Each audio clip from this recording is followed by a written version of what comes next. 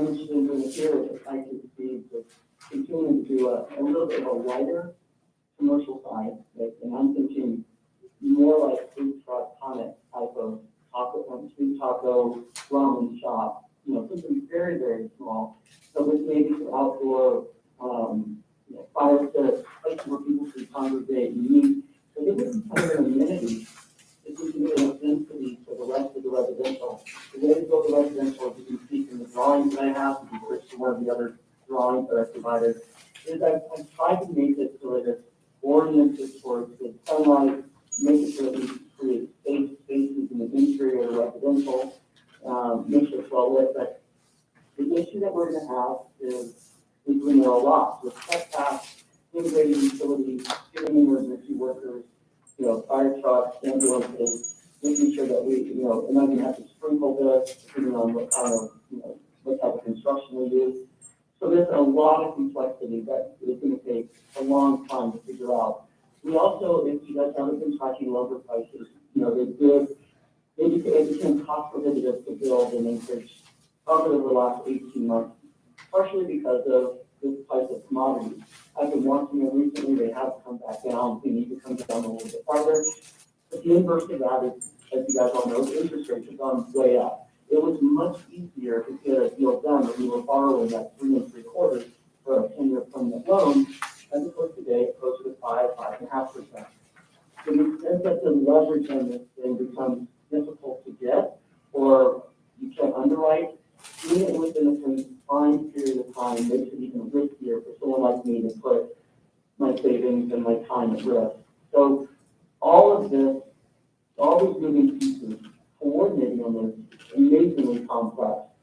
I've been lucky enough to have different skill sets where I think, from I pounded nails and did training in college and property management and leasing to finance. So I've had a little bit of a unique skill set where I hope to do something that's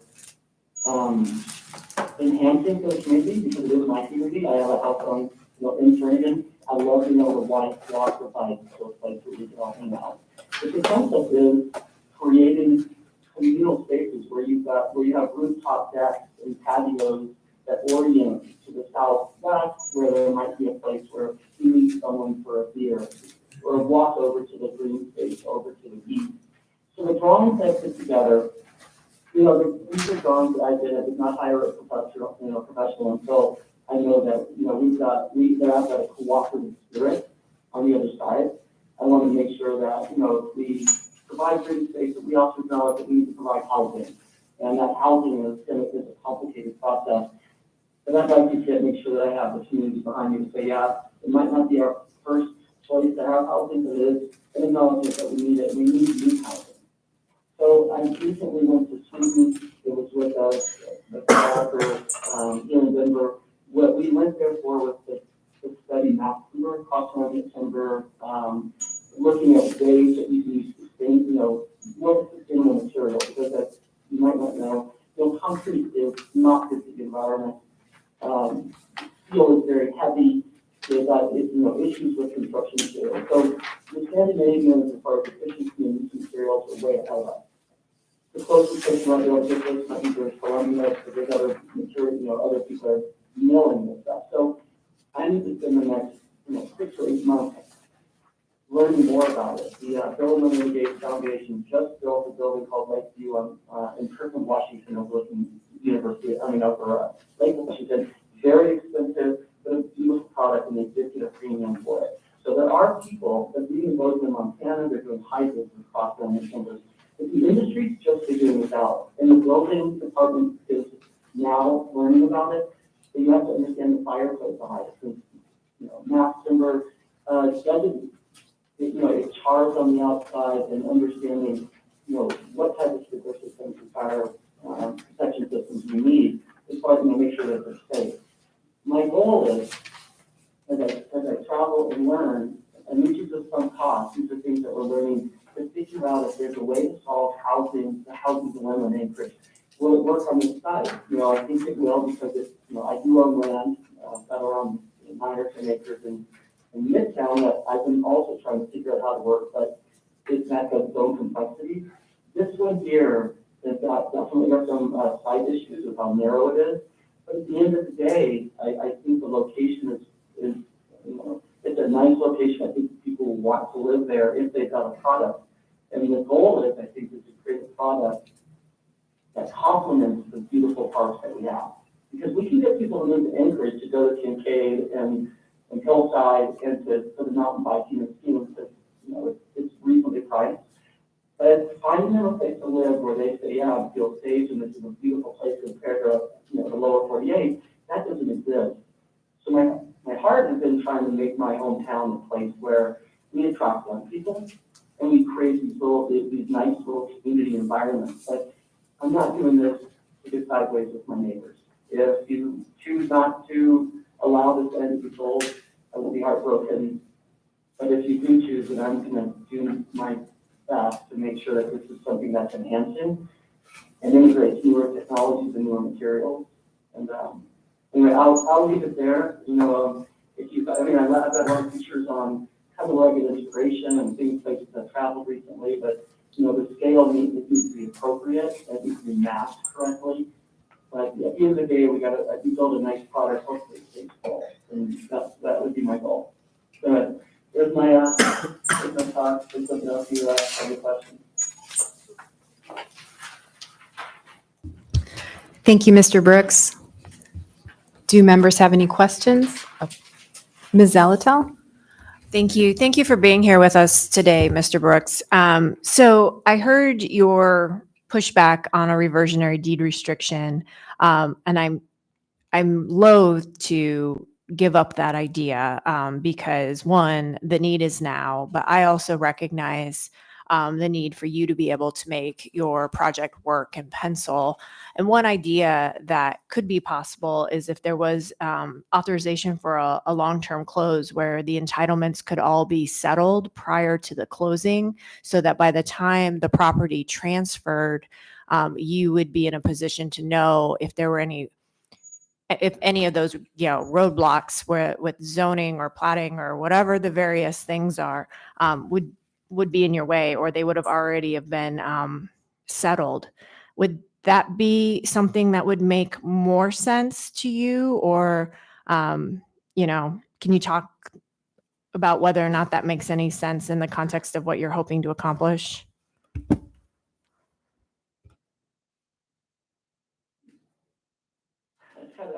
It's difficult. It would be difficult to structure. I want the same thing you want. I want to see housing built in Anchorage, and I want to see market rate. And I mean market rate meaning I don't need tax abatement or tax credits or anything like that to get it done. The issue is everything's a public process. And so when we built Turnigan Crossing, the way I think I did what you're suggesting, which is I put in the contract subject to me being able to get it rezoned. And I did a presentation in New York City at the Urban Land Institute on the Turnigan Crossing project, and it staggered people that the Anchorage Planning Department was able to rewrite the zoning code and rezone something in 7 months. This bill, to me, is amazing that our community can do that. So what it did is it allowed me within that 6 month period of time to design something so that I got a high level of confidence that I could have how many units did I build. And originally we had 12 units in a small coffee shop. It morphed because the community wanted a restaurant. I wanted a coffee shop. And they said we wanted to put down a restaurant. So it morphed and became, and also because of, you know, tidal issues with underground fiber optic faults that you never know about. So I had a lawsuit that was brought by my title company against the, you know, the telecommunications company because we found underground utilities that were not shown on the title report. So you start running into these complexities, but we ended up with only 6 units in a bigger restaurant. That took time, and it really caused a lot of stressful, sleepless nights. Now, what I would suggest is, you know, there might be some thresholds that I hit, like, you know, there may be that we get a replat by a certain date, that we get a small area implementation plan together if it qualifies for that within a certain date.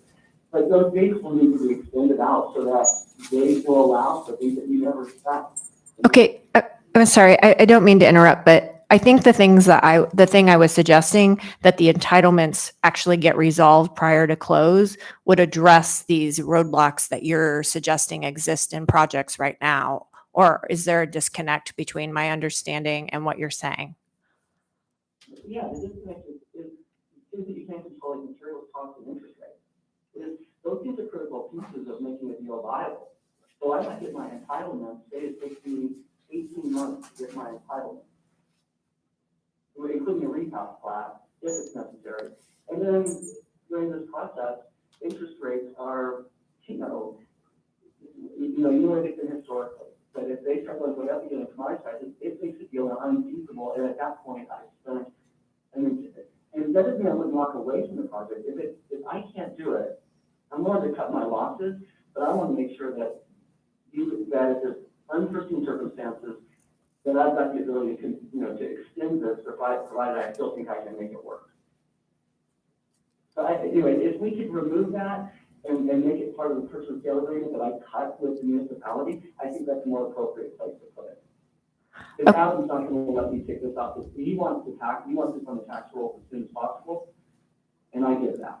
Yes, but yes, thank you for the thought. And as a policymaker who's trying to address the issue of a housing crisis in Anchorage and understanding that the community has some concerns about the disposal of this parcel, I want to find the right balance between those interests. So the idea of putting it in a purchase sale agreement is an interesting one, and I'm thankful you shared it. Thanks. Thank you, Ms. Zalatel. Next is Mr. Dunbar and then Mr. Constant. Thank you, Madam Chair. And so I have a question for JJ and then for Ms. Zalatel. So JJ, the S1 version of this that we have in front of us, I don't know, Adam, have you or he seen this draft? Okay. It's posted on the website. So it should be on the website. It's from members Zalatel and Perez Verdia. And Ms. Zalatel described her portion of it, which is sections 2 and 3, including the reversionary clause. The main change I see on the first page is that it looks like there's it's actually the whereases, though. That's interesting. He strikes out 2 of the lots, or 2 of the whereases containing several of the lots here. So the first, let's see, Lot 4 PA Block P and Lot 1 PA Woodland Park Edition 1947, and then Lot 5P and 6P are both stricken out. So the only one left over is lots 1Q through 12Q, or that's the only whereas that's left in there. And I guess so. My question is that something you worked with unfortunately, Mr. Perez Verdia isn't here today. Is that something you worked with him on? Can this project go forward with some of those lots taken off the table? And is that something that you've worked with the community council on? I'm sorry. I want to make sure we're clear. I'm not sure what can be built in this law on this side because of the site limitation. I believe that if those lots that have been struck out are the lots to the east of the cul-de-sac, Yes. that does not undermine my ability to develop. So if we're preserving the green space to the east of the cul-de-sac, and then I would be able to develop between the parking lot, and the parking lot actually should be separate. The parking lot is something that, that needs to be sold. I want to buy that lot to preserve the parking, and then in the long term, make sure that it works with what goes on in improvements to China Street. Everything in between there, to the extent that I can spread the cost of the infrastructure and the construction cost in a way that the thing penciled out. Now, I have figured out a way to engineer these things personally to make it work. And what it needs is be built to the law. this is for a different work session, but if it doesn't move money and you own it for the long term, if you don't intend to sell, I think it's possible to build things in acres, but you have to have patient money. And then people like me, Widener in town, they can build to a lower return on cost. Most of us can't because bankers loan against those metrics. But I think that if you preserve that middle section for development, I think I can make that work. Okay. If a lot of the other stuff is wrong. Did I answer your question, Mr. Mark? I think so. And I guess what I'm not privy to is the degree to which you and Adam and the community council and Mr. Perez-Radia, again, because he's not here to explain it, have sort of worked with and negotiated this, or whether, No one has talked to me. okay, so not directly. No, all this stuff, I mean, I've talked to, I've spoken with a few people on the community council, I've spoken with a few people on the assembly today. You know, I've met with a few people and said, you know what, my vision is to create a little bit more site contextually sensitive development that has better natural light, better use of, of sustainable materials, and still create a product that's viable. So I've discussed that with various people and probably pulled out a napkin or a piece of paper and sketched out the idea. But this product that's in front of you, I did last weekend. So I'll finish here, Madam Chair, and I don't need to ask Ms. Alder her question, but it looks to me that if this S1 version were to pass, and I'm understanding the right lots, it would preserve about half of the green space that the community is concerned with. I think that's right. Everything to the east of the sort of cul-de-sac. And, that would significantly reduce, I think, the scope and scale of your project, but it sounds like you're saying it could work. Would you require a replat or something like that to make it work as well? You think the area to the west, if the area to the east were preserved for the community? Yeah, I mean, I think my sense is right now based on other properties that I own, this is going to require a replat. And so, I mean, there's an exchange for, to me, there's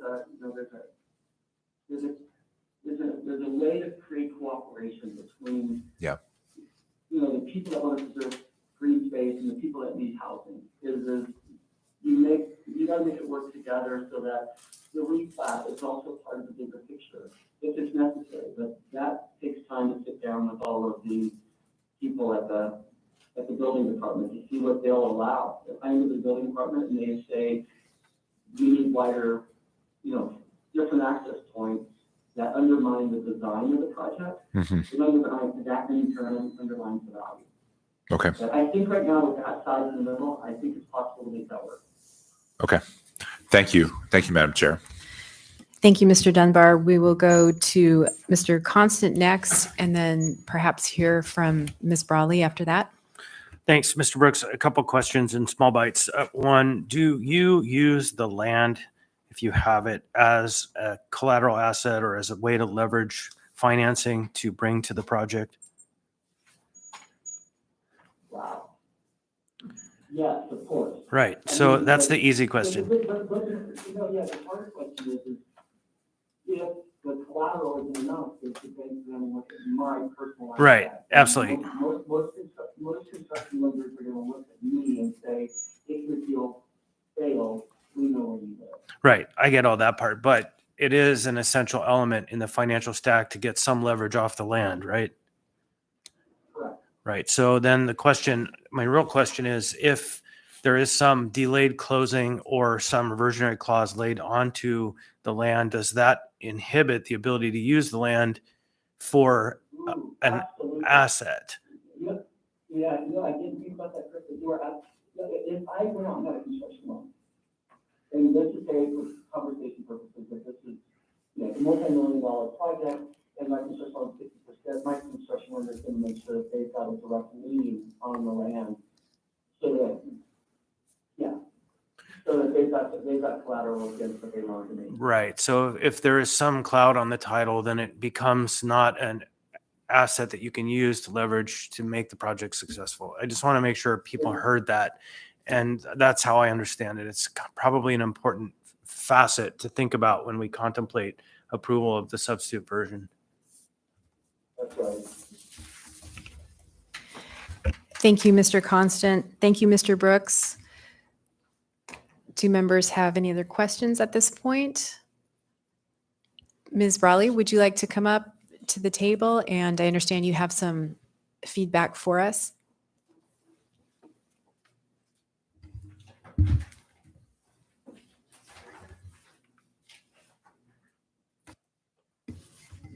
Hi, for the record, this is Anna Brawley, Turnigan Community Council. So I guess I would ask to maybe some guidance on what specifically you'd like to hear, because I could speak to the resolution, I could speak to the process we went through. Obviously we have not as a council met since then, so I don't have, official approved feedback on this version, but if you'd like me to speak to it in the context of what we've worked on. Actually, if you would start by speaking to the resolution, and are you referring to then the community council resolution? Yes, thank you. Sure. So the Turnigan Community Council, after a few months of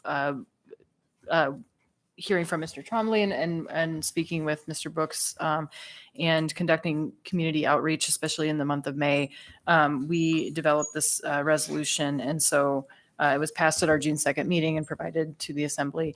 And essentially, the theme of our engagement was not just to hear simply, do you support or oppose this ordinance or this disposal, but what would you like to see on the land? What do you value about it now? What would you like to keep regardless of the outcome? And so that was the way that we framed our outreach. And so what we developed and what passed was that the council does oppose disposal of this land. Certainly a lot of the people who participated in our process live in the area, currently use the land in some way. And many of them also, have lived there for many years. And so they're familiar with and remember the Rustic Goat development. And so even those who see it as a valuable asset now in the community, were frustrated at the time by traffic impacts and by parking. And then also to say on traffic, the Turnigan Street corridor, has been known for a long time to be a bottleneck of traffic. So folks leaving the neighborhood, turning on to Northern Lights, and then the side streets are very narrow.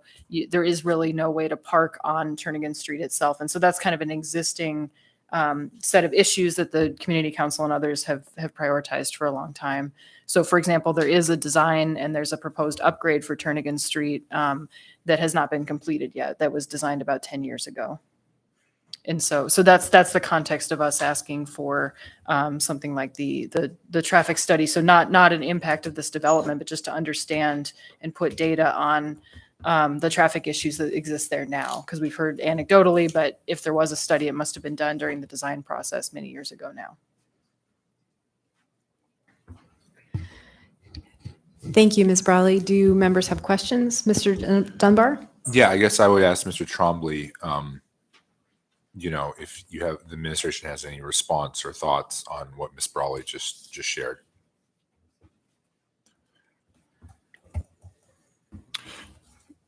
Well, I did not know about the delayed project for the Turnigan, so I'll certainly see where we are with that. But, the only thing I can say to this entire group is that we consistently talk about housing and the need for housing. And we can't have new housing if we don't have land available to develop that housing. And so, if this body wants housing, and I understand that you do, the administration wants housing, we have a parcel, we have a responsible developer who has a successful track record, and this will go a long way to alleviating some of the challenges that we have in this community and reversing the trend of downward housing development. Can I ask a follow-up, Madam Chair? So, the specific question I heard from Ms. Brawley regarded a traffic study, and unless I misunderstood what she said, it sounded like they wanted that regardless of whether the housing was built, or regardless of whether we sold this parcel. And so it seems like this thing could be parallel if this was sold. Do you have any Do you have any insight into that? I mean, have you talked with the traffic department at all about traffic issues around this project or just on that corridor in general? No, I have not talked to them, but I absolutely will, and I'll get an update on that turning in improvements as well. But usually a traffic study costs money. The city generally doesn't do just a traffic study. A part of this development would require a traffic study. Okay. And so then the question is who's going to pay for it? Usually it's incumbent upon the developer to do that as he develops his project and he moves forward. That'd be a step in the process. So if we didn't have that, I don't know how that would work. Okay. And then may I follow up, Madam Chair? So Ms. Brawley, we obviously have an S and now an S1 version of this ordinance. I assume that those were not presented or discussed at the turn-again meetings, given that they are relatively new, or am I mistaken on the timeline? That's correct. We did not discuss these because I believe they were drafted afterwards. I do remember in one of the prior assembly meetings, members Alatel mentioning wanting to make an S version and address a couple of things, but those were not specifically things that the community council engaged with. So it seems to me that the largest, I don't know if you want to frame it as a concession, but Mr. Presverdia's version, his S1 version, removes all of the eastern parcels from the development plan. And I know you can't speak on behalf of everyone in the community council who was at this meeting, but I mean, that seems like a fairly large concession, almost half the land. Is that something that you think folks would support? Yes, Mr. Dunbar. So on our resolution, we essentially said we oppose the disposal, but if it is disposed, we asked for certain conditions or additional items. And so the traffic study of existing conditions is one. Yeah. Another one is to exclude those 4 parcels east of the cul-de-sac. So so that would be consistent with what we recommended. And I guess, can I continue, Madam Chair? I am a little worried about, so it's interesting, what Mr. Trombley said is interesting, and I think it's true. You know, if this housing is built, there will be people who live there. There will be members of the Turn-Again Community Council. And if the question in 10 years is, shall we knock down this project, turn it back into a park? I think the people living in that development will be very much opposed to doing that, just like everybody would probably be opposed to having their housing or their apartment complex or their condo association knocked down. But there's really no one representing the people who are going to become Turn-Again Community Council members that don't live there yet.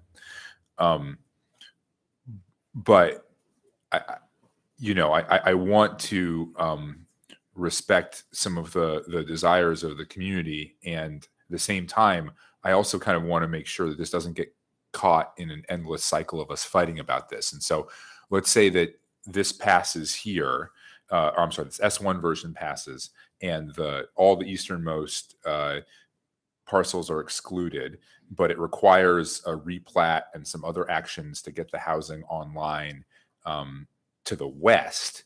Do you see a world in which the community council and the developer can sort of work together instead of fighting at every step of the process? And I'm not saying that's what you're doing now. I'm just wondering, can you see a way in which this could lead to some cooperation?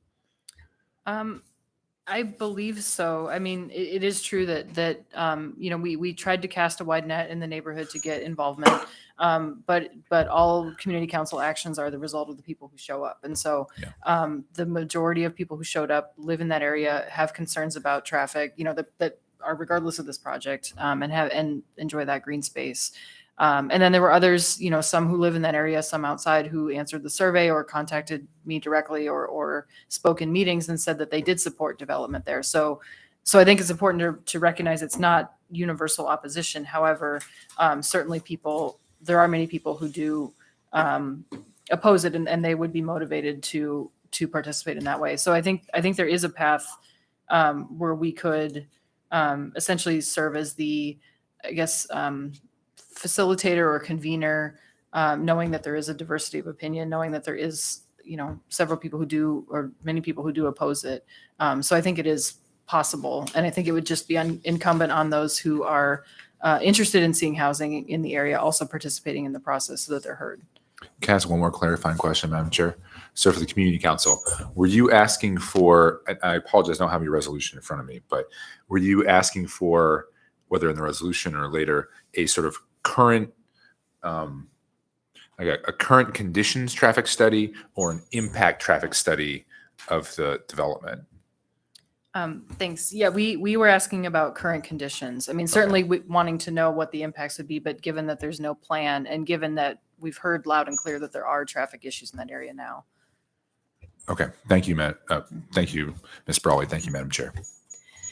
Thank you, Mr. Dunbar. Next is Mr. Gates. Thank you, Madam Chair. I just asked to speak because we worked with Mr. Cameron Perez-Verdia on the S1 version, my staff, and that was in response to the Turnagain Community Council's work and their outreach and in their resolution as a result of all of that. Under the resolved paragraph was 5 requests, but the first one was exclusion of the 4 parcels. So the S1 version was reactive to the Turnagain Community Council's request to exclude those 4 parcels. I just wanted to make sure that was clear. That was Mr. Perez-Verdi's intent to do that after the council's outreach. They had other requests as well that we considered. Some might be sort of, in my opinion, premature at a property disposal stage, but more appropriate when you have an actual application for development or a replat, where you have some configuration to look at in terms of whether you need a traffic study, how many units, or vegetative buffering. It depends on where things are going. So that's more of a planning department function to look at. But I just wanted to point that out. That's how we developed some of this language in the S1. Thank you, Mr. Gates. Mr. Trombley? Yeah, just one other thing to consider, and I don't have an answer, but it's just something to consider as we move forward. And obviously, your decision on how we proceed with S1 version. By taking those 4 sections, and again, I'm not in opposition to that. I'm not stating opposition to it. These have to meet our comp plans. So there's going to have to be a change to probably the 2040 land use plan and the West Anchorage district plan, because they do not identify them as being a dedicated parkland. So there would have to be that change. I don't know the process in how we would do that in the sense of changing the plan. It may just very well be an amendment from the assembly to the comp plan. It may be that simple, but I just wanted to put that on your radar, that would be an additional step. Not that it would be not insurmountable, but I just wanted to make you guys aware of that. Thank you, Mr. Trombley. Mr. Dunbar? Well, thank you. And I'll try to phrase this as a question because it's a work session. We're trying to be gathering information. But I think that what you're saying is true, Mr. Trombley, but it doesn't strike me as relevant to this ordinance, in that all this ordinance does is authorize the sale of the other parcels. That would just stay how it is. But you're right, aren't you right, that if the community did want it as a dedicated park, then we have to do what you're describing. Yes, that would be correct. Right. But if it were excluded here, it would just stay in the current status that it is, which is undeveloped lands. Yes, that's correct. Yeah. Mr. Constant? Thank you. I'm actually surprised if that's the case. What seems to me the likely scenario is it gets wrapped into the plan and some community required improvements, right? Because there's actually a drawing in there that shows a storm drain happening through there. And so usually the developer is responsible for the infrastructure developments. And so I wouldn't assume that it's just going to stay the same. I would just assume that the use would stay the same, but the actual look and feel might be completely different and improved. Well, can I speak to that, Madam Chair? Well, I mean, yes, the developer has included this graphic with the storm drain there, but this ordinance, if we pass the S1 version, Right. we, the city, would still be holding on to those parcels. Those parcels wouldn't be the developers to work with. If I might, I think that it might turn out that development requires some kind of infrastructure improvements, which is almost inevitably true. And as is marked there, it's a storm drain. And so whether that's done by the developer for the muni, that land is very likely going, it just would be, I think, somewhat naive to think that that land won't see some change if this goes into development. So I'm not saying what would happen, and I think a great opportunity could happen there, something great. You know, go from being a bunch of dandelions to being something better for the neighborhood. I don't know. But I just would be cautious in assuming anything about what happens with those 4 lots after this, if they aren't included. Thank you, Mr. Constant. And I want to note too that members now have the Turnagain Community Council resolution, at least here in the room, with the exhibits attached as well, summary of outreach and community meetings, and feedback from neighbors. Ms. Brawley? Yeah, thank you, Madam Chair. Also, just to respond to the discussion about those other lots, certainly a lot of people, especially those who live in that area, were interested in what they were, the phrase was kind of develop as a park. So of course, the original discussion was about all of those parcels, but there could be discussion about just the parcels to the east. And so I think there is interest from the community in pursuing that, but also understanding that that would not be the responsibility of the private developer, or it would not be the same project necessarily. So hypothetically, if we want a playground, then we may pursue a challenge grant through the Anchorage Park Foundation or a capital improvement project. Or so I think the community council in the neighborhood understands that and is interested in potential opportunities on those parcels, but also understanding that it's separate and that we may need to play a more active role in advocating for that as well. Thank you, Ms. Brawley. Any questions from members?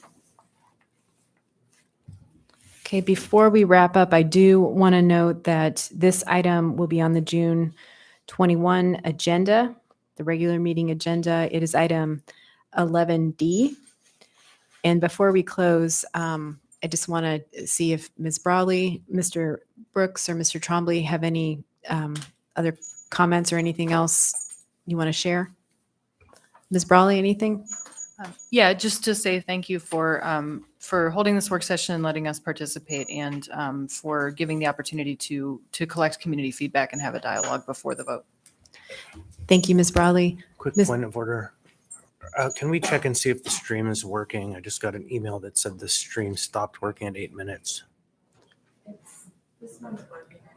Did we have to restart it? Okay. And it's my understanding the new link, or the link to the new stream, was posted earlier. Thank you, Mr. Constant. Mr. Trombley, do you have anything you wanted to add? Mr. Brooks, is there anything you wish to add? I'd like to make one comment. Is over the last 10 years, I've been working with Midtown Community Council, the Sonora Community Council, on the parcel of land that I own in Midtown. There's been a lot of input on improvements to Chuback's Way, and we just got to a point where there is funding now to, I think, move it beyond the design phase. But it's been a process that the community's been involved with for a long time, and I think we're going to end up coming to a solution that becomes multimodal. And then I, as a developer, what I hope to do is design to the improvements that the community would, decide they wanted.